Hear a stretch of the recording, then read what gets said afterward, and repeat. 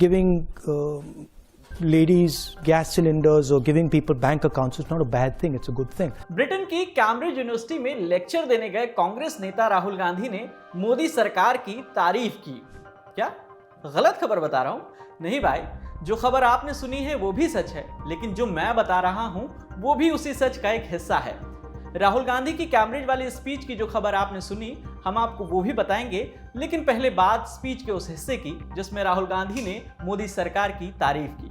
दरअसल स्पीच के दौरान एक शख्स ने उनसे पूछा कि क्या आप नरेंद्र मोदी की उन अच्छी नीतियों के बारे में बता सकते हैं जो भारत के हित में हैं? इसके जवाब में राहुल गांधी ने क्या कहा, पहले वो सुनिए। I mean, I could think about it and say, yeah, okay, maybe that policy that he's done is not a bad policy, right? Maybe giving ladies gas cylinders or giving people bank accounts is not a bad thing, it's a good thing. लेकिन इस line के बाद वक्त बदला और राहुल गांधी के PM Modi के प्रति जज्बात भी बदल गए। फिर राहुल ने कहा कि जब आपका विरोध इतना बुनियादी हो तो फर्क नहीं पड़ता कि आप किन 2-3 नीतियों से सहमत हैं। But that sort of misses the point, right? Because in my view, Narendra Modi is destroying the architecture of India. So I'm not too bothered about 2 or 3 good policies that he's doing if he's blowing my country to smithereens or our country to smithereens, right? And I think that's what he's doing. I think he is imposing an idea on India that India cannot absorb, right? India, as I said, is a union of states. It's a negotiation. And if you try to force one idea on a union, it'll react, right? I mean, I've got a Sikh gentleman sitting here, right? He's from the Sikh religion. You come from India? He comes from India, right? We've got Muslims in India, we've got Christians in India, we've got different languages in India, right? They're all India. Mr. Narendra Modi says he's not. Mr. Narendra Modi says he's a second-class citizen in India. Right? I don't agree with him. Now, if your disagreement is so fundamental, then really talking about 3 policies that you agree with, I think misses the point. अब बात राहुल गांधी की speech के उस हिस्से की जिसमें उन्होंने मोदी सरकार पर गंभीर आरोप लगाए हैं। राहुल ने अपनी स्पीच में भारत जोड़ो यात्रा, पेगासस, भारतीय लोकतंत्र, मीडिया, न्यायपालिका जैसे कई मुद्दों पर भी बात की। 28 फरवरी को कैम्ब्रिज यूनिवर्सिटी में Rahul Gandhi learning to listening विषय पर लेक्चर दे रहे थे, लेकिन लेक्चर का ये वीडियो जो है वो कांग्रेस नेता सैम पित्रोदा ने 3 मार्च की सुबह अपने यूट्यूब चैनल पर रिलीज किया है। 1 घंटे 1 मिनट 48 सेकंड के इस वीडियो को हमने पूरा सुना और जो राहुल गांधी ने कहा वही आपको बता रहे हैं। पेगासस को लेकर राहुल गांधी ने कहा कि मेरे फोन में पेगासस है, काफी संख्या में नेताओं के फोन में भी पेगासस है। बाकी उन्होंने क्या कुछ कहा, सुनिए। I myself had Pegasus on my phone. Large number of politicians have Pegasus on my phone, on their phone. I've been called by intelligence officers who tell me, listen, please be careful what you're saying on the phone because we are sort of recording this stuff. So this is a constant pressure that we feel. Cases on opposition, I've got number of criminal libel cases for things that, you know, should under no circumstances be criminal libel cases, but that's the story. Rahul ने आगे कहा, जब देश में media और लोकतांत्रिक ढांचे पर इस तरह का हमला हो रहा हो तो विपक्ष के तौर पर आपके लिए लोगों से बात करना मुश्किल हो जाता है। लोकतंत्र के लिए जरूरी ढांचा, संसद, स्वतंत्र प्रेस, न्यायपालिका सब विवश होते जा रहे हैं। इसलिए हम भारतीय लोकतंत्र के मूल ढांचे पर हमले का सामना कर रहे हैं। We're facing an attack on the basic structure of Indian democracy.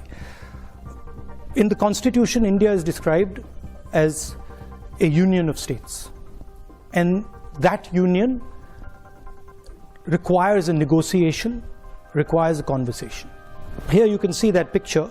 That picture is taken in front of Parliament House, and that's where a whole bunch of opposition members of Parliament were just standing there talking about certain issues, and we were just locked up and put in jail. And that's happened 3 or 4 times, right? And it's happened relatively violently. Indian democracy is a public good, okay? Because it is by far the biggest democracy. At least 50% of people who live in a democratic space live in India. And so preserving and defending Indian democracy is more than just about India. It's actually about defending the democratic structure and the democratic system on the planet. इस दौरान राहुल गांधी ने अपनी भारत जोड़ो यात्रा का कश्मीर से जुड़ा एक वाकया भी सुनाया, जब उनके सामने कुछ उग्रवादी आ गए थे। So we arrive in Kashmir, and Kashmir is this so-called violent place. And as I'm entering Kashmir, the security guys come to me and say, "Listen, we need to talk to you." So what do you need to say? And they say, "Well, look, the thing is, you can't walk in Kashmir, right? It's not a good idea. We're walking 3 days, and we're walking 3 days in the roughest districts. So you can't walk in Kashmir. It's a bad idea." So I'm like, "Why can't I walk in Kashmir?" And they're like, "Well, because you'll get hand grenades thrown on you." And so I go and have a little word with them and say, "Look, they're telling us they're going to get hand grenades thrown at us." And they're like, "Okay." So they're like, "Yeah, we should all walk." And so we decided we're going to walk. And then the really interesting thing happens. So we've been told we're going to be killed. We're walking. And people are coming. And then one guy looks at me and he says, "Call me." So I'm like, "Come." And then he says, "You see those guys over there?" And we're walking. And he says, "You see those guys over there?" And I'm like, "Yes, who?" He's like, "Those boys over there." And I'm like, "Yeah." He's like, "The militants." And they're looking at you. So I look at them and they give me this sort of, I'm serious, they give me this sort of look.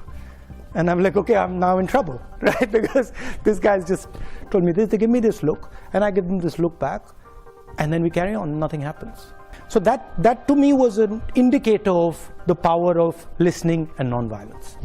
इसके अलावा राहुल गांधी ने महात्मा गांधी की दांडी यात्रा और America और चीन जैसे देशों पर भी बात की। इवेंट के बाद राहुल गांधी ने अपने सोशल मीडिया प्लेटफॉर्म पर लेक्चर की कुछ तस्वीरें भी शेयर की हैं। वैसे लंदन पहुंचने पर राहुल गांधी का जो ट्रिम्ड बियर्ड लुक है वो सबसे ज्यादा सुर्खियों में रहा।